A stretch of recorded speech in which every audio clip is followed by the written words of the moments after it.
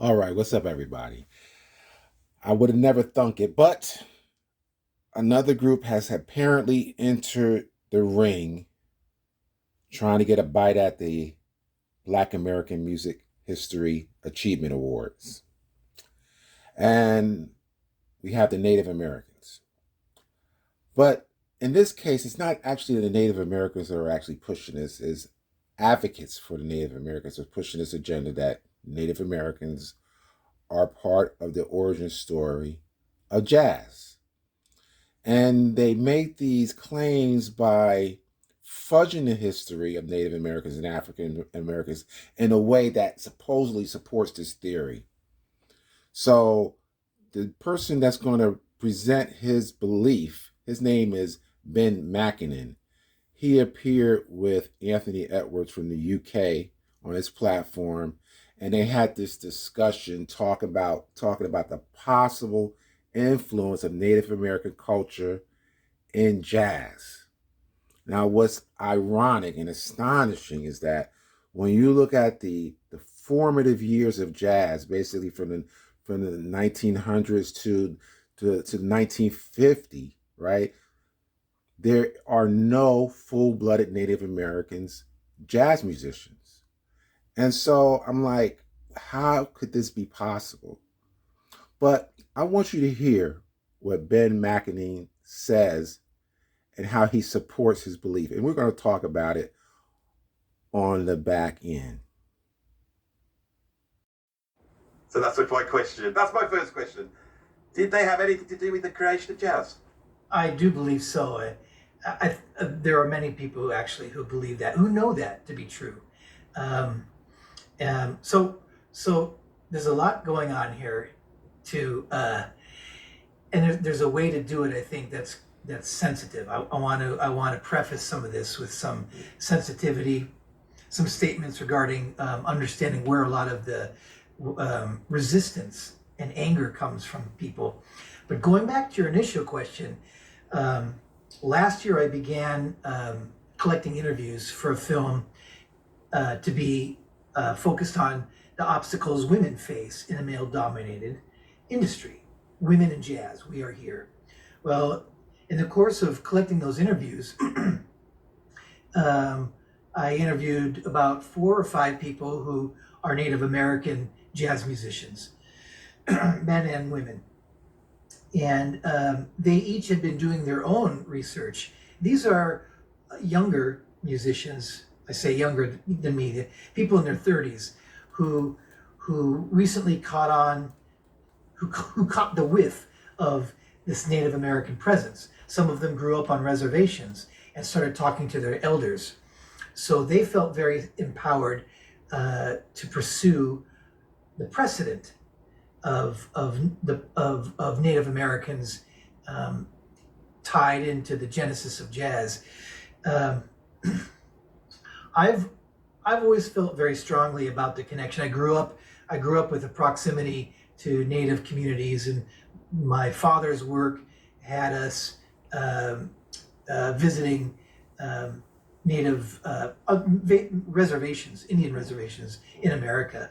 And before we started recording, I told you about an experience I had with the Ojibwe Indians in Canada, sweat lodge ceremonies, and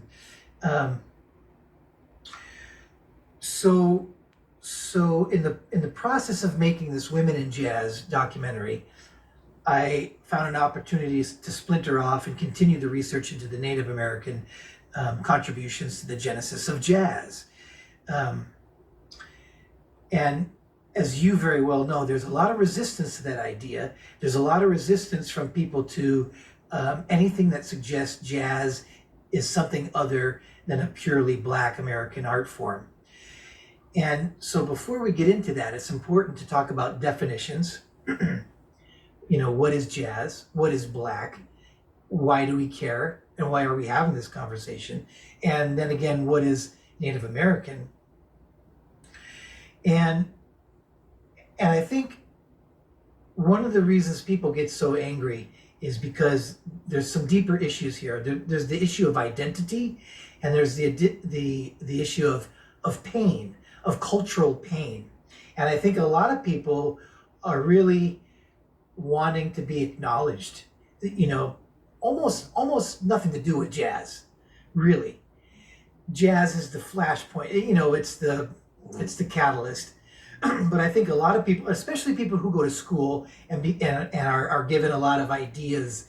You know, we talked about this philosophies that come out of, well, before I get to the Harlem Renaissance or anything like that, it's important to acknowledge that with descendants of slaves in America, there is a distinct lack of history, of identity.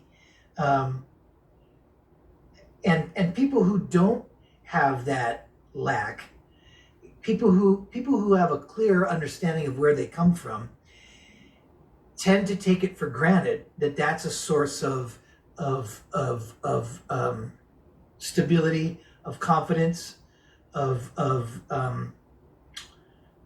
feeling like you belong. I mean, that's what sometimes people talk about privilege. I don't want to go there with that flash word, but the idea is, if you have a clearly defined history, roots,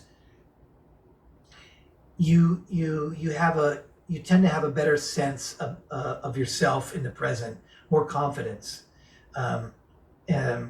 self-security. If you don't, and if culturally you don't have that, then you seek it out. And I believe when it comes to the issue of the Black creation of jazz. Do you realize how disconnected you have to be for him to make that statement? He doesn't even understand how insulting that is. He's basically suggesting that Black Americans are holding on to their genres because they're insecure. They're fragile. They don't have a history. They don't have no support system. And they're holding on to things that they, and I guess in his mind, don't really own. It's unbelievable. While it may be true that we don't know where we come from, that has nothing to do with the history we built in America. We definitely know what we did in America, and we're confident in what we did.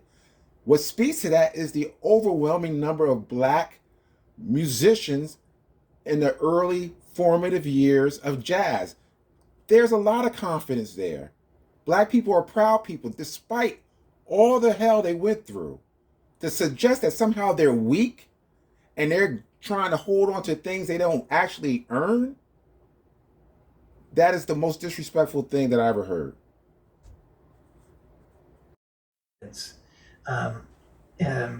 Self-security.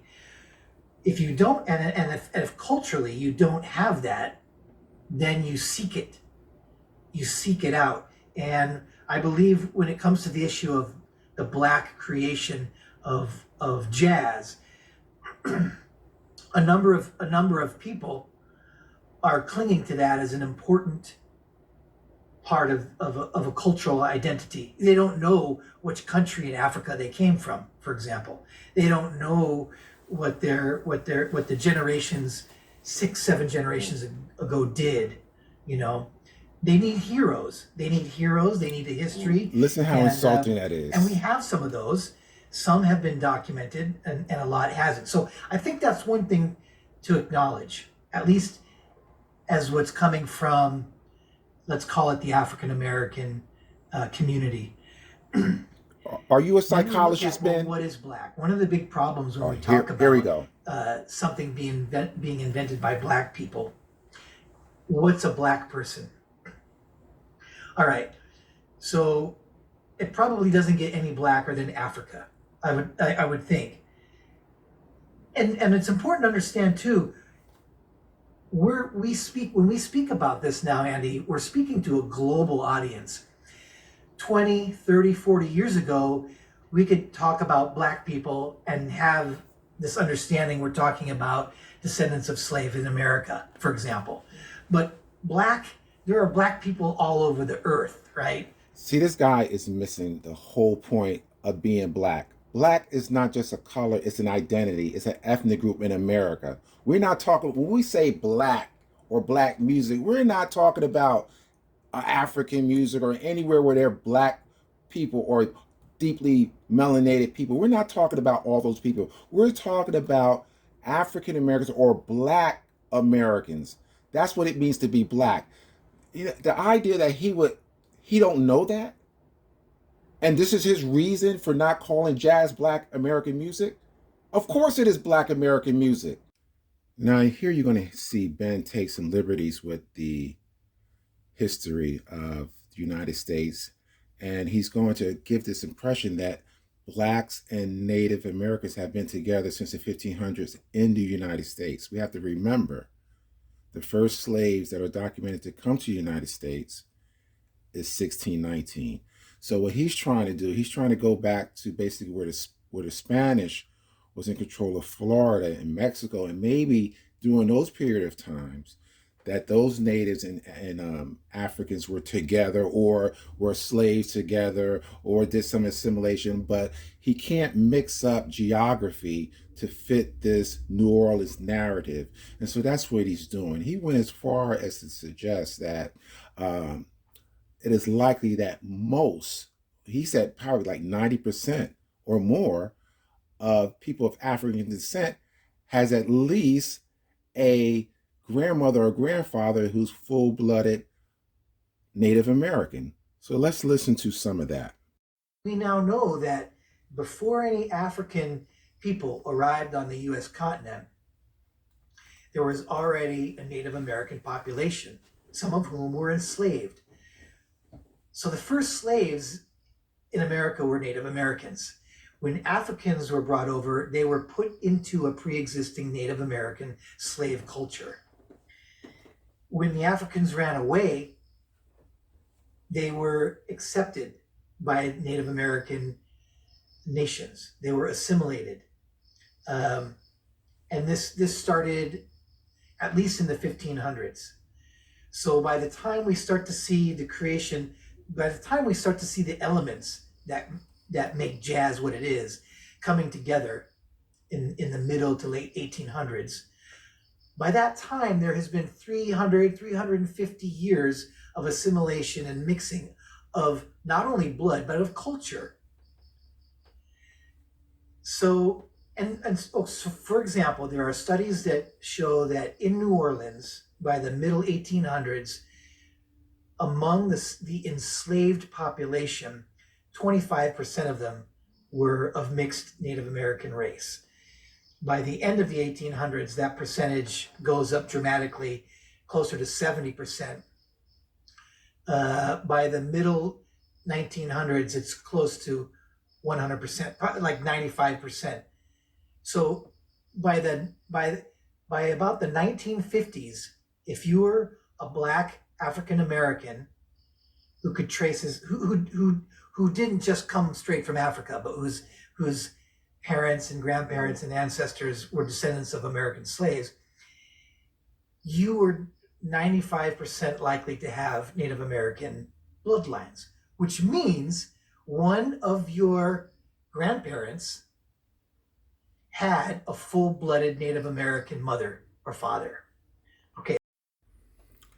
Apparently what Ben is doing, he's trying in every way to substantiate this notion that African Americans and Native Americans were together for a long period of time, and therefore there's a significant amount of Native ancestry that would account for making this claim that Native Americans had something to do with the creation of jazz.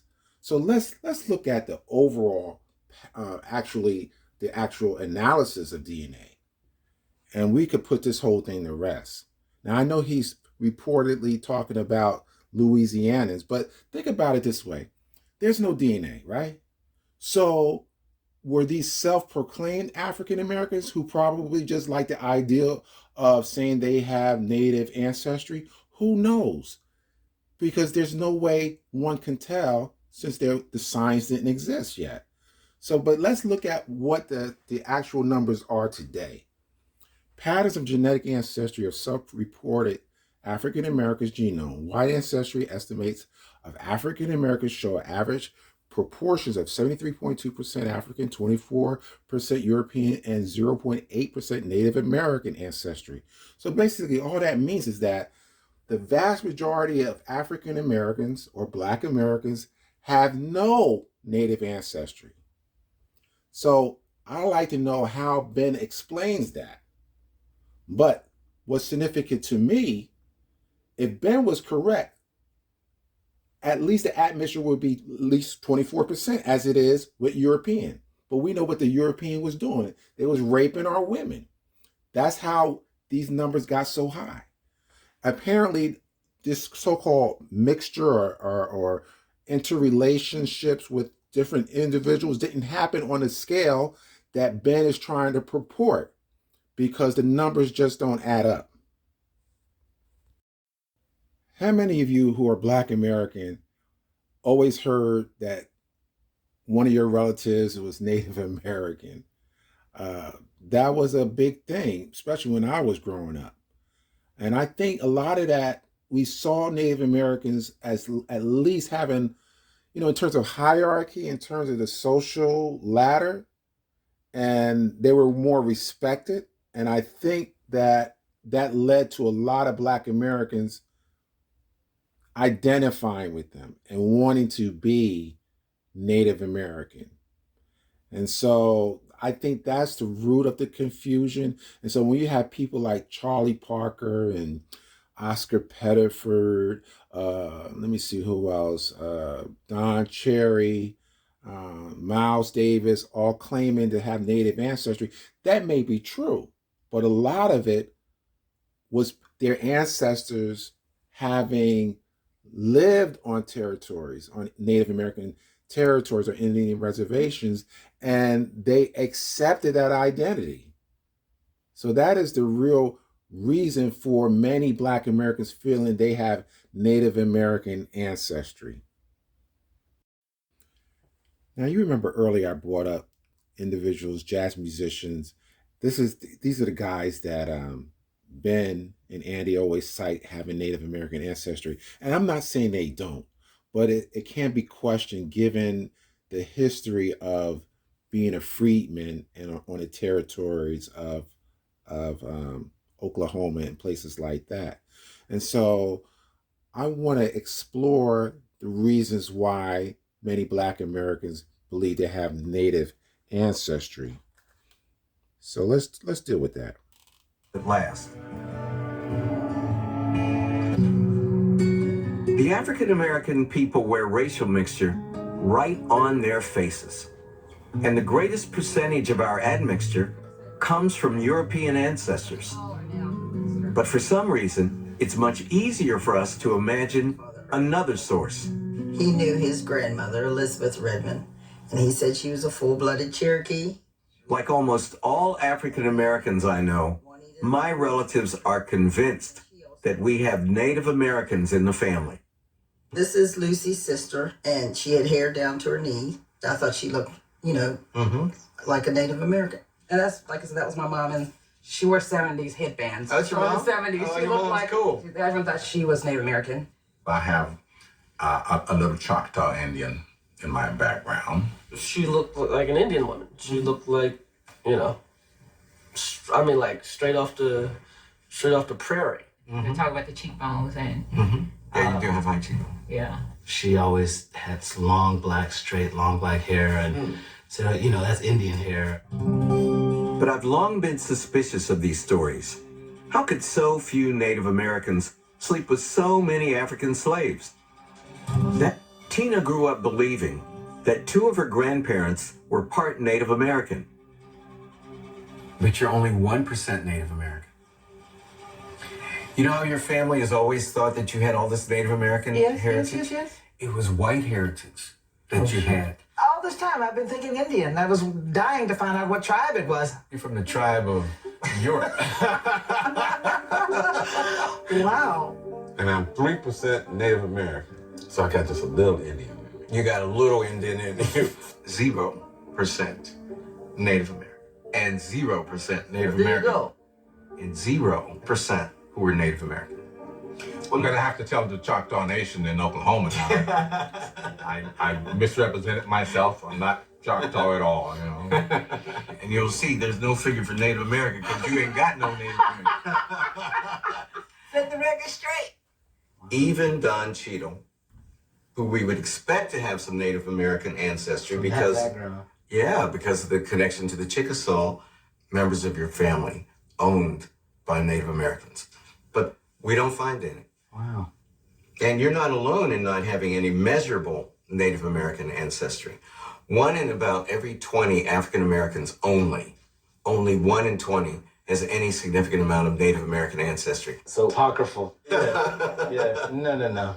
Turns out they didn't really dig you that much. There was a part in the video in Ben's presentation where they talked about African Americans being enslaved by Native Americans, but he made it appear as if they were forced to do it, as if the Europeans twisted the Native American arm and said, listen, you need to, if you want to live here peacefully, you need to enslave these Africans. And so that's not true. They did it for the same reasons that the Europeans did it, for economic gain and wealth. No different. By some accounts, they weren't as brutal, but they did practice slavery nevertheless. And that's the part of the history that is not told. The enslavement of Black Americans from Native Americans. That gets, overlooked. And so I'm not going to spend too much time on it, but I want to set the record straight. Ben is trying to romanticize it as if it wasn't so bad. Everybody suffered, no big deal. Pretty much what they always tell Black people, pretty much get over it. So what I want to do, I want to lay out some of the history of these tribes. And so you get an understanding of what the conditions were and what they had to deal with. Let me read an article. It's actually published in Al Jazeera, but the name or the title is How Native Americans Adopted Slavery from White Settlers. And it's by Elena E. Roberts. She's an assistant professor of history at the University of Pittsburgh. Now, forgive me, I'm going to probably try to skirt through this because there's a lot here, but I'm going to try to hit most of the important points. Okay, there was a war called the Yamasee War. So for those who are interested, you can look that up, but I'm going to start there.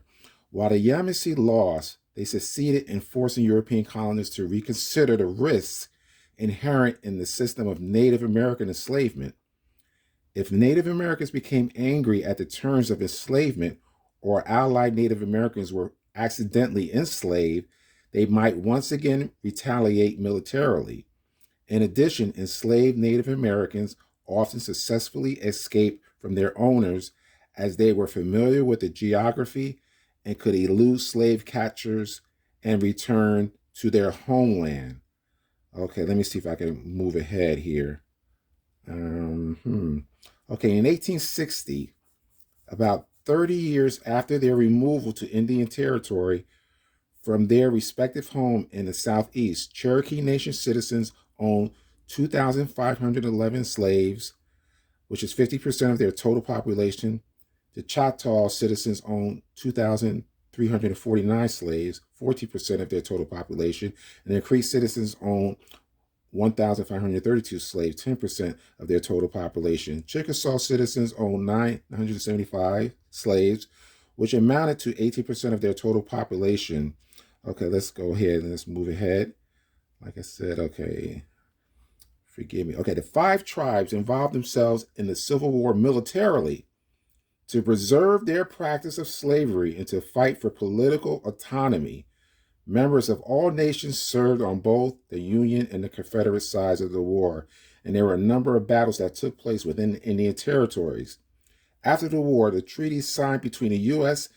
and all 5 of these slave-holding Native American nations, called the Treaty of 1866, ended wartime hostilities and freed and enfranchised people of African descent. These treaties were part of the larger American mission to take over Native American lands, also included in the land of secessions and American settlement and railroad construction in an Indian territory. Let me see, move on here. Let's see. Citizen rights, here we go. While the former slaves of the Cherokee, Creek, Seminole, and the Choctaw nations became tribal citizens due to their treaty of 1866, throughout the 20th century, all of the 5 tribes eventually rescinded the tribal membership of these free people and their descendants. Although their former slaves had lived among them for generations, sharing land, let's do that again. Although their former slaves had lived among them for generations, sharing land, history, and trauma with them, the 5 tribes claimed that they were interlopers and had no place among them because they had no native ancestry. The descendants of these former slaves fought back, filing lawsuits. On August 31st, 2017, the descendants of people enslaved by members of the Cherokee Nation were victorious. The U.S. District Court in Washington ruled that these descendants should have citizenship rights in the Cherokee Nation. Now the descendants of people enslaved by the Creek Nation have filed similar suit, hoping to find commensurate validation. The question I have is, where's the love? In recent years, Indian tribes across the country have reaped windfall profits, usually from gambling operations, and some, like the Seminole Nation of Oklahoma, from belated government payouts for lands taken hundreds of years ago. But what makes the Seminoles unique is the fact that this tribe, unlike any other, has existed for nearly 3 centuries as a mixture of Indians and blacks, runaway slaves who joined the Indians as warriors in Florida. Together, they fought government troops in some of the bloodiest wars in U.S. history. In the late 1830s, the Seminoles lost their land and were forced to a new Indian home in what is now Oklahoma. Over the years, some of them intermarried, and that blurred the color lines even further. Now, the government is paying the tribe $56 million for those lost Florida lands, and the money is threatening to divide a nation. Talk to Seminole Chief Jerry Haney. He says the black members are no longer welcome by many in the tribe. After 300 years together, the chief says the tribe wants them to either prove they're Indian or get out. What are you hoping that the black Seminoles will do now? Are you hoping they will just pack up and go away? I would hope so.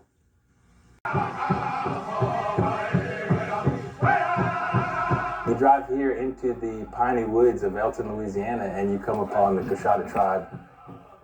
Well, a lot of times people think of Coushatta and they think of our business down the road, casino. However, just a few miles away, the birthplace of the Coushatta tribe is right here. What we do here is we employ about 250 people. Most of those are tribal members. We offer services from healthcare, police and fire, gymnasium, IT, education. There's a whole list of things that operate here. It's our sovereign nation within the United States. So we have a whole police, we have a court system, we have a convenience store, complete with a live herd of buffalo out back. We try to teach our children from a very young age to respect, who you are, learn who you are, and then pass on that tradition to the next generation as they get older. And that's the only way we'll be able to keep our identity, is to learn our language, learn our stories, learn our arts, arts and crafts that we traditionally have, and then pass that on. So if you notice, the drumming style is not very syncopated. Now, this is a tribe, the Coushatta tribe, is indigenous to Louisiana. Now, if you remember what Ben was saying, it was supposed to be this transferring of cultures. But you clearly can see, evident by today, their culture, as the orator just spoke. He said, hey, this is the way it always been. So, again, we got to be careful when we make certain claims.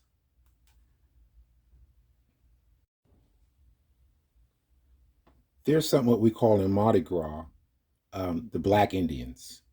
And apparently, these are the people who feel as though they're the descendants of those runaway slaves who sought refuge in Native American tribes. And so, to honor them, in Mardi Gras, they don these elaborate costumes in order to pay homage to those individuals, those Native people who helped them out when times were really tough. So, but I really want you to focus on the celebration and the music, because I believe they're actually adding the African aspect to Native culture. Now, you just saw just a minute ago, you saw the Coushatta Indians. They weren't very rhythmic, but these are supposed to be the individuals, these Black brothers are supposed to be individuals of the descendants of those runaway slaves. Okay, let's listen to a little bit of this.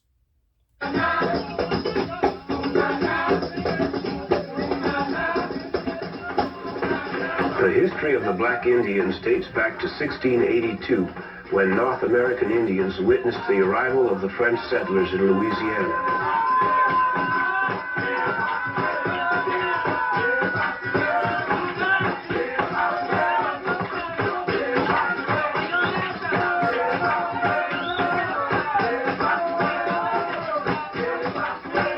Many Indian tribes lived in the southeastern part of North America.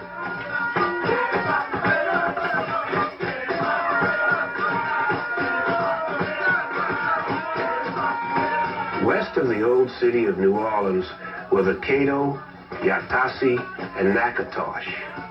In the south, the Attakapas, Appaloosa, Chitimacha, and the Chawasha. To the north were the Acolapisa, Houma, Natchez, and Tunicas. To the east, the Choctaw, Chickasaw, Creeks, Biloxi, and the Seminoles.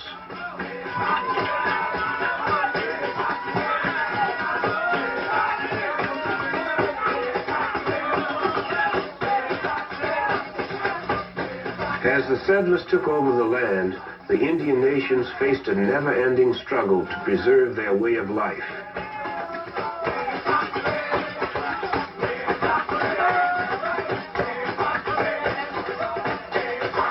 Many of the customs and traditions of the North American Indians are preserved today by the Black Indians of New Orleans.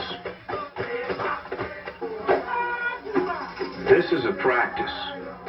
Traditionally, a practice begins with the Indian prayer song, My Indian Red.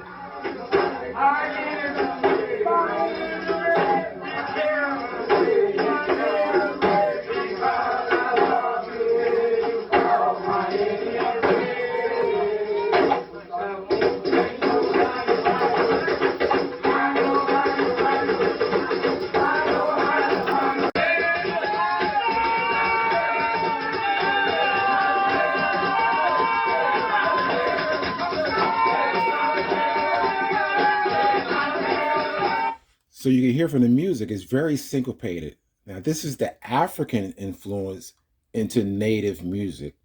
When you heard the indigenous tribe of Louisiana and you heard their music, there was no element of African influence. It was pretty much straight up and down beats, nothing syncopated. So when you talk about whether or not Native Americans introduce anything rhythmic, all you got to do is look at the culture of the Native people today, and you see it's absent of any serious syncopation.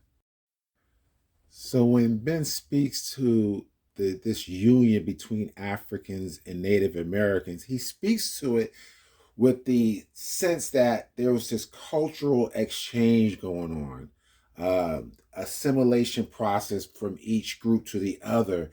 And so when you think about that, if that was true, you should see some elements of Native American culture and Black American culture, and vice versa. You should see Black American culture or African culture in this case, because you got to remember, we're talking about Africans during this period.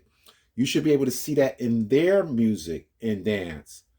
There's no language transference going on. There's nothing that I see. There's no slangs that come from Native American culture that Black Americans have adopted. So I'm trying to find out, where is this cultural exchange and when did it happen, or did it ever happen? Now I want you to listen to the music of this Cherokee dancer. It's a war dance, and listen to the drumming, right? And the style of dance, and see if it reminds you of anything that you would see in West Africa.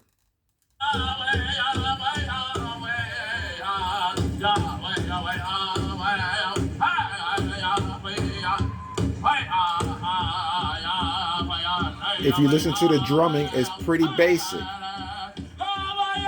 not highly syncopated at all.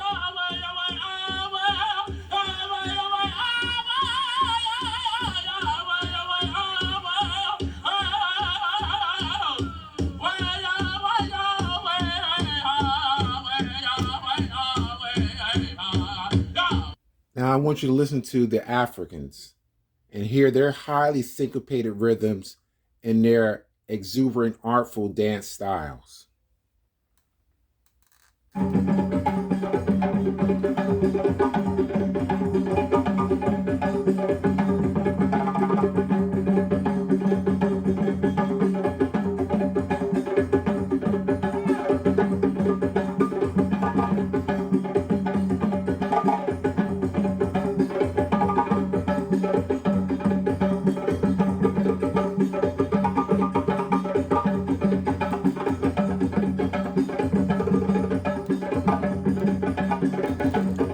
Now keep in mind, if Ben is correct, you should see something like that in Native American dance, but you don't.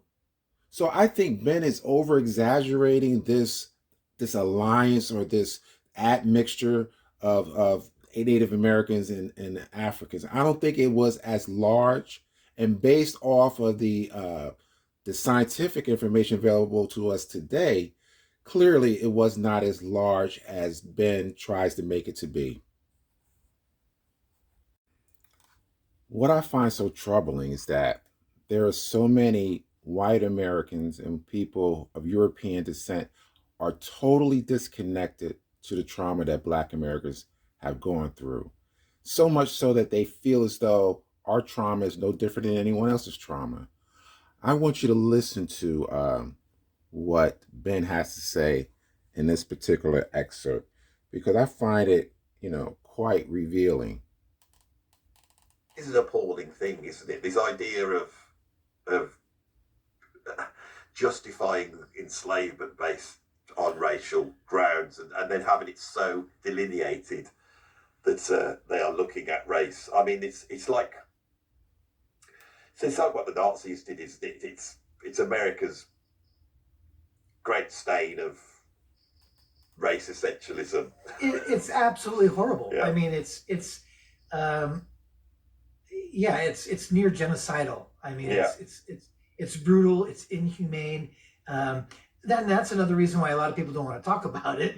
But well, this is why I brought it up, because I think we're talking about this. well, let me jump in. Let me jump in. That's a very important point, Andy, because that gets into another aspect of why people want to say that only Blacks, if you can define a Black as a descendant of an African slave on American soil, or from South America and the Caribbean coming up, is that they understand pain and oppression and abuse, systemic, and they're not the only ones.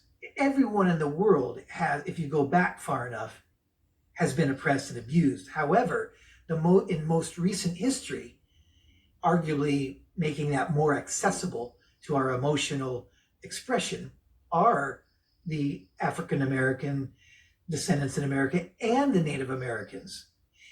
As immigrants came to America, we can add more to that. The Jews, the Italians. I mean, there's plenty of people in Europe who are suffering as well and being oppressed, right? But before we get into that, which is more of the let's say 1850s on, and great immigration waves into New Orleans after the Louisiana Purchase, 1803. But after let's keep it before European immigrations. Let's just keep it with the African Americans and Native Americans. They both were being abused, tormented, enslaved, killed, et cetera, et cetera. The inhumane treatment of these people was off the charts. And one of the differences, actually, is the Native Americans were completely forced out of view of anybody, pushed off into the wastelands, right, called reservations. African Americans, while being enslaved, remained in the white colonial communities. So there was an acclimation going on. They saw each other every day. They heard each other. Sometimes they fell in love. Sometimes they raped each other. The point is they had a physical proximity that created a familiarity that actually, I believe, helped, once the slaves were freed, their transition into citizenship and being free people was made a little easier because of the centuries of proximity. We still don't talk about Native Americans. Now, see, this guy is so insensitive. He actually believes that we had it easier once we were freed from slavery. This is how disconnected Ben is. Now, this is how disconnected Ben is. Do you believe he actually said that? Black Americans had it better than Native Americans. We acclimated better because we were closer to the white man. And so the natives being pushed off into the reservations had it worse. I don't know what's going on sometimes when I hear people like Ben talk. They are totally disconnected to the horrors that we went through. Even after slavery, for another 100 years, we went through hell. So to paint this picture, again, like I said, they're always trying to say, oh, you Black Americans, y'all didn't have it too bad. No worse than any group. So why are you complaining? Pick yourselves by your bootstraps and get going. That's their message to us. Have no clue what life was for these particular individuals who made it possible for all immigrants to come to this country. Did he not forget about this part of our history?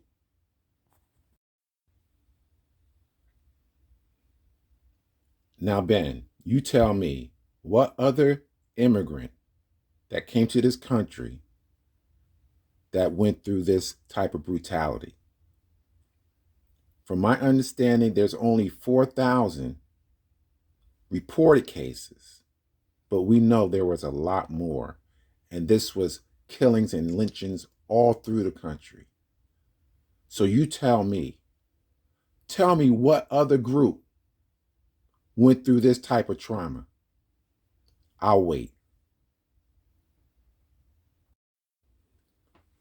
Let me tell you what troubles me about this whole narrative of Native American origin story in jazz is that we lowered the bar. At least Ben is lowering the bar. He's not asking for or searching for exact proof. He's basing his whole premise on proximity. The fact that Black and Natives were together at some point. But here's the key thing. Here is the key thing. When we talk about the Seminoles and we talk about the Choctaw and the Creek and the Cherokee and those other groups, I think there were 5, that moved to Oklahoma, they were not part of the Louisiana Native American troops or tribes. They were not a part of that. So Louisiana tribes were a standalone group of indigenous people that lived in the Louisiana territory. So when he talks about this influence coming from these Native American tribes in Louisiana, we're not talking about the tribes that went to Oklahoma. We have to understand these are different tribes, different cultures, different languages. And so when we speak about the people like Charlie Parker and Oscar Pettiford, who claim to have Native American ancestry, they don't come, if they had Native American ancestry, it does not come from Louisiana. So what Ben tries to do, he tries to make all these groups in a homogeneous context. And that is not the truth. Let's talk about the people that were in Oklahoma. Let's separate them, those tribes, from the tribes that were in Louisiana. Okay, and this is how we're fudging the history. We're making things as we go to try to create a narrative that if you really dive into it, you'll realize that it's all about propaganda. It's nothing really based on concrete evidence. All right, so that's enough for me. Until the next time, peace out. Subscribe, like, and share.